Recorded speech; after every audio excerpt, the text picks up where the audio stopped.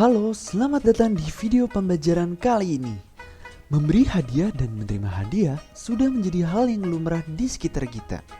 Tahukah kamu, hadiah tersebut dapat berevolusi dari yang awalnya bersifat netral menjadi pemberian yang ilegal. Nah, hadiah ilegal inilah yang nantinya akan dapat berupa gratifikasi, suap, dan pemerasan. Yang selanjutnya akan kita bahas bersama-sama. Adapun sasaran dari video pembelajaran kali ini ialah menyasar kepada peserta didik siswa SMA kelas 12. Juga adapun tujuan pembelajarannya ialah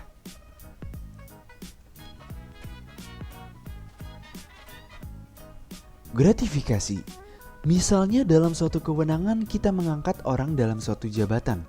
Setelah orang itu diangkat dan kemudian dia datang memberikan sesuatu, itu bukanlah suap menyuap, akan tetapi gratifikasi. Karena tidak ada meeting of minds.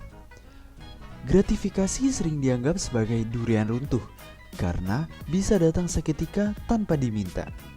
Gratifikasi terjadi apabila pihak pengguna layanan memberikan sesuatu kepada pemberi layanan tanpa adanya penawaran, transaksi, atau deal untuk mencapai tujuan tertentu yang diinginkan. Biasanya hanya memberikan tanpa ada maksud apapun, tapi malah berakhir meminta balas budi. Jika sifatnya transaksional serta bertujuan agar penerima melakukan sesuai kehendak pemberi, bisa disebut sebagai praktik suap yang bisa berupa hadiah atau janji. Suap terjadi apabila pengguna jasa secara aktif menawarkan imbalan kepada petugas layanan dengan maksud agar tujuannya lebih cepat tercapai, walau melanggar prosedur. Misalnya jika ada seseorang yang datang menemuinya untuk meminta dipromosikan, lalu oknum tersebut mengiming-imingi sesuatu jika dirinya berhasil dipromosikan. Maka jika itu terjadi, bisa disebut sebagai perbuatan suap menyuap karena ada meeting of minds atau terjadinya kesepakatan. Nah, bagaimana dengan pemerasan? Pemerasan dapat terjadi apabila penyelenggara negara menyalahgunakan kekuasaannya dengan memaksa atau meminta sesuatu kepada masyarakat sebagai pengguna layanan publik, pengusaha, bahkan pada rekan kerja. Misalnya dalam suatu persidangan perkara pidana, pihak terduga diminta segelintir uang untuk digunakan proses tuntutan dan proses investigasi oleh si jaksa.